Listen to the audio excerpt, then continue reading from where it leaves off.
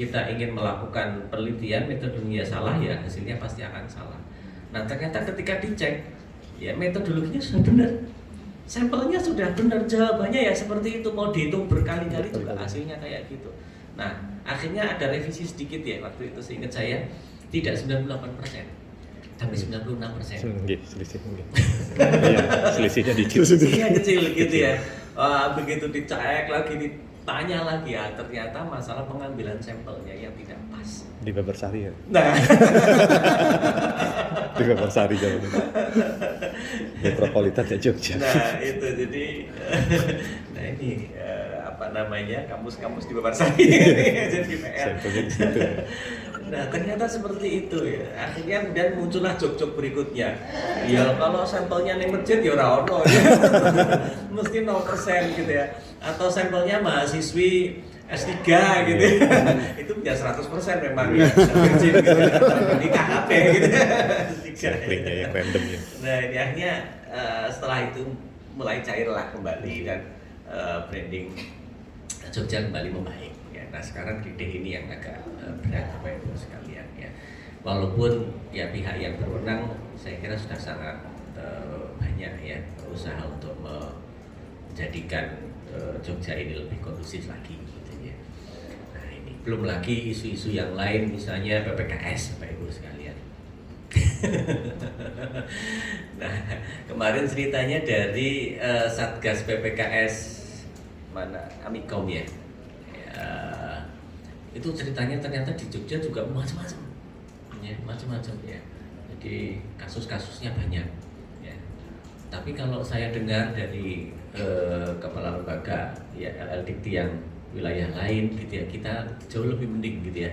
Ada di tempat yang lain yang mohon maaf ini pimpinan perguruan tingginya ya jadi tersangka ya. Dan bahkan korbannya adalah Satgas PPKS. Langsung terlapor itu. Nah itu. Nah, ya kalau atasannya kan ya mau melaporkan dan seterusnya gitu ya, mesti ada kondisi-kondisi psikologis yang menghambat. Nah ini Bapak Ibu sekalian, kasus-kasusnya banyak sekali. Sementara kita dituntut untuk tugas utama kami di LLDikti ini kan untuk memastikan ada peningkatan mutu dan relevansi ya perguruan tinggi kita. Jadi kalau terkait dengan mutu, shortcutnya mudah, akreditasi, ya selesai.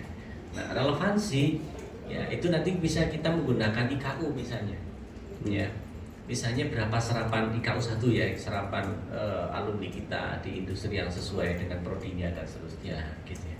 Ya kalau misalnya alumni kita sudah bekerja semua tapi nggak ada hubungannya dengan kuliahnya, terus ngopo kuliah gitu kira-kira.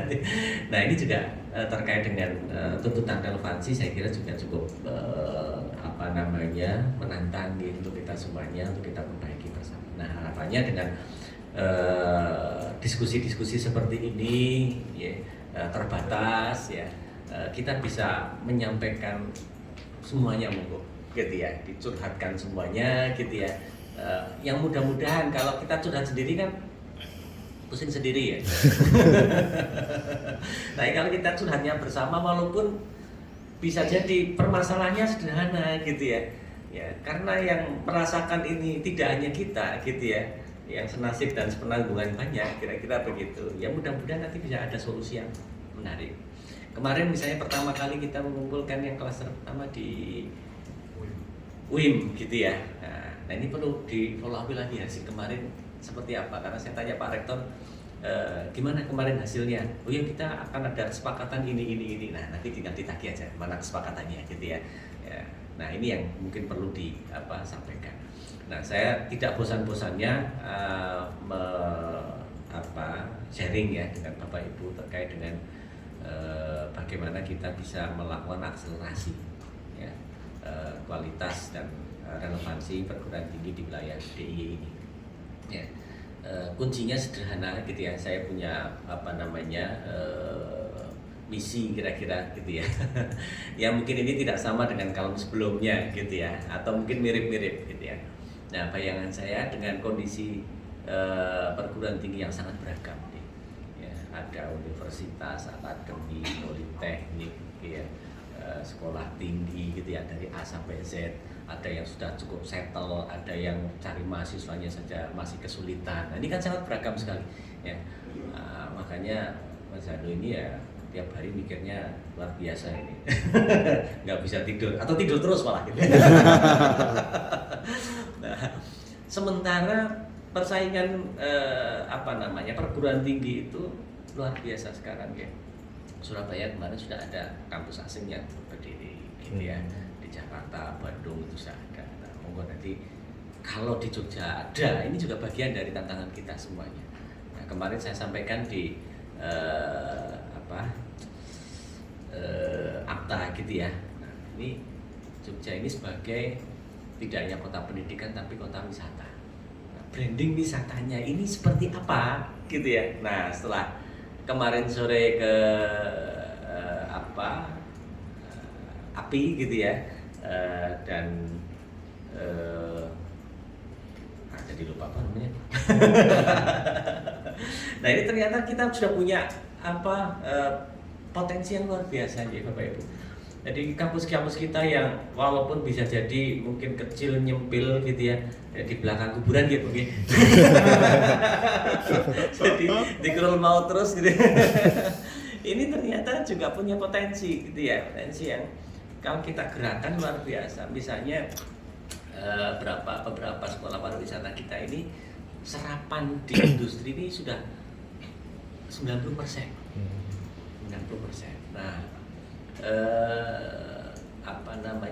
saya itu punya pengalaman ketemu dengan MSU gitu ya, Management Science University di Kuala Lumpur. Beberapa kali ketemu saya dan saya 2-3 kali ke sana. Itu menawarkan banyak kerjasama dan salah satu senjata mereka cuma satu ternyata Bapak Ibu. Serapan kami itu adalah tertinggi di Malaysia. Universitas dengan serapan tertinggi di Malaysia hampir 100%. Ya. Ternyata kita juga banyak. Cuma kita nggak pernah memblow up itu sebagai sebuah keunggulan kita. Nah, sekarang stakeholder kita, calon mahasiswa ini kan yang dicari kan kepastian setelah kuliah nyambut gawe pora gitu. Nah, kalau kita bisa punya branding itu gitu ya, ini loh buktinya begini dan seterusnya. Wah, apalagi udah ada listnya gitu ya, angkatan wisuda sekian gitu ya, ini diterima di sini dan seterusnya, menjadi apa dan seterusnya. Nah, ini akan jadi luar biasa Bapak Ibu sekalian. Nah, oleh karenanya strategi yang ingin saya sampaikan ke Bapak Ibu pimpinan agar bisa jadi kerja bersama kita. Ya, Aptisi sudah mendeklar ya ingin maju bersama, gitu ya. Ya, kampus-kampus kita ingin maju bersama. Tapi bagaimana caranya? Nah, ini juga saya sudah mendorong Prof. Fatul gitu ya untuk kita coba sinergikan kegiatan kita. Nah, ada 2 kunci. Ya. Yang pertama adalah leapfrogging, Bapak Ibu. Ya, lompatan. Ya, kalau kita ingin maju gitu ya, majunya linear gitu ya, berkembangnya linear, pasti akan tetap kalah dengan kompetitor kita. Karena kompetitor kita bisa jadi linear, tapi mereka sudah duluan. Kecepatan sama-sama 50 km per jam, ya, tapi kompetitor kita sudah 2 km di depan kita. Jadi kita nggak pernah bisa nyusul. Ya, kalaupun ada akselerasi gitu ya, ada perbedaan kecepatan, menambah kecepatan, ini juga belum tentu kita bisa bersaing dengan kompetitor kita. Ya, apalagi kalau kompetitor kita sudah ada yang melakukan akselerasi dengan tidak hanya linear gitu ya, dengan kecepatan yang lebih tinggi dan seterusnya. Nah, kita ini gimana caranya bisa nyalip gitu ya? Satu-satunya strateginya adalah dengan leapfrogging, melakukan lompatan. Resikonya 2, jatuh atau memang bisa melompat. Nah, kalau kita ingin tidak jatuh, maka kita harus memperkirakan energi kita. Kita ingin melompat 3 meter, maka energi kita harus bisa melompat mendukung lompatan 3 meter. Ya. Nah, energi itu apa? Sumber daya. Ya, makanya kunci kedua adalah joint resource. Ya, kerjasama sumber daya yang kita miliki. Sering saya memberikan ilustrasi yang paling sederhana, misalnya untuk proses akreditasi agar kita bisa unggul, misalnya gitu ya. Itu kan jumlah dokternya berapa tiap prodi? 50% gitu. 50%. Nah, rata-rata kita itu nggak dapat 50%. Kemarin aja di API itu dari satu institusi dokternya baru satu, ya baru satu. Ya. Nah, mungkin ada yang perguruan tinggi kita yang belum ada doktornya, gitu ya. Nah ini jadi permasalahan, ya. Sehingga kalau kita ingin dapat poin unggul di SDM, ya kita harus punya doktor 50%. Nah 50%-nya gimana? Kalau kita menyekolahkan sendiri, takes time, ya waktunya panjang ke depan. Ya kita bisa melakukan dengan kerjasama misalnya tim teaching. Ya, kita kerjasama antar perguruan tinggi, tim teaching, dokter-dokter di tempat yang lain ngajar di tempat kita, gitu ya. Jadi kalau kita punya 5 dosen di satu prodi dan belum ada doktornya, masing-masing dosen itu harus tim teaching, gitu ya, dengan dokter, sehingga tambahannya nanti DTPS-nya ya tambah 5 lagi yang dokter, sehingga 50%. Nah, gitu. Nah, kemudian untuk misalnya penelitian, ya, dana operasional penelitian minimal misalnya 1 tahun per dosen berapa kemarin ya? 15 ya? 15 juta per tahun. Nah, kalau institusi kita belum bisa memberikan grant 15 juta per tahun untuk penelitian per dosen, nah kita tuntut dosen-dosen kita itu melakukan kerjasama, ya, ketika melakukan penelitian, sehingga ada tambahan-tambahan dana yang bisa dilibatkan di proposal mereka, gitu ya. Apakah in cash atau in kind? Karena nanti yang dilaporkan di akreditasi itu kan jumlah totalnya, ya, bukan in cash in kind-nya. Nah itu nanti bisa meningkat lagi, ya, nilai dari per dosen, ya, per tahunnya. Demikian juga untuk biaya pengabdian. Ya. Nah paling tidak Tridharma ini bisa kita backup untuk bisa memastikan kriteria unggul bisa kita dapatkan hanya dengan kerjasama, joint resource. Nah kemudian ini kemarin hari Rabu pagi ya Mas Eko, ya, saya sudah ngobrol dengan Mas Eko. Sebelumnya juga dengan Mas Hamidin, gitu ya. Kita punya website Jogjaversitas, ya, Jogjaversitas. Selama ini kira-kira website Jogjaversitas itu digunakan Bapak Ibu untuk apa? Ada yang belum pernah buka? Nah. Nanti di-share saja ini Jogjaversitas apa? .id. Itu punya Aptisi, ya, itu punya Aptisi. Ya. Ya, selama ini setahu saya itu digunakan untuk PMB bersama, ya. PMB bersama. Nah, seruang-seruang juga gitu. Dengar-dengar juga saya itu ada informasi mekanisme seperti Jogjaversitas untuk PMB itu hanya menguntungkan perguruan tinggi yang besar.